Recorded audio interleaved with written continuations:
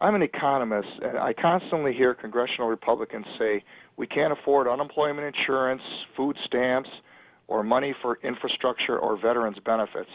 This is like a farmer saying, I can't afford to buy seeds, so I'm going to save $500 on seeds and give up $100,000 in income on the crops.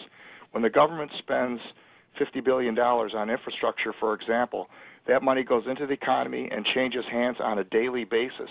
People go out to eat, and then people at the restaurant pay taxes on their money. Then they go stay at a hotel on vacation. People at the hotel pay taxes on their money.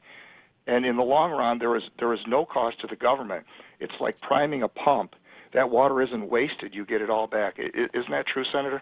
Paul, thank you very much. I think in 2 minutes you gave a very cogent analysis of demand-side economics. And here's the reality, and Paul is exactly right. 70% of the economy depends upon consumer spending. And that is, when I go out and spend money, I'm creating a job for somebody else. If I go into a restaurant, or I buy food, or I buy a service, or I buy a product, somebody else is getting a job as a result of my expenditures.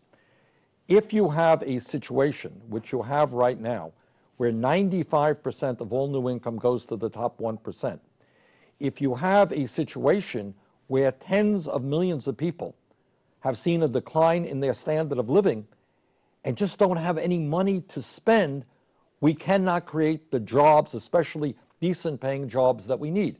So when Paul talks about raising the minimum wage or putting money into our infrastructure and creating jobs, it means that working people now are having money coming in, and they are able to go out and spend that money, and in doing that, they create jobs.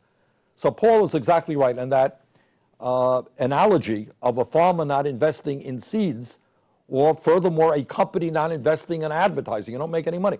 This is how you create economic growth, how you create jobs, by putting money into the hands of working people, many of whom do not have that money today. So Paul, thank you very much for that wonderful description of exactly what is happening and where we have to go. Senator, we have about 50 seconds. We used to talk, before Reagan, we used to talk about government investments. And now Republicans always attach the word spending to any money that government puts out. How do we shift that back to talking about government investing rather than spending? Well, we've got to do a lot of education on that. In other words, when you invest in infrastructure, you not only, as Paul just indicated, create jobs and get that money spent and respent, you also improve the productivity and efficiency of this country.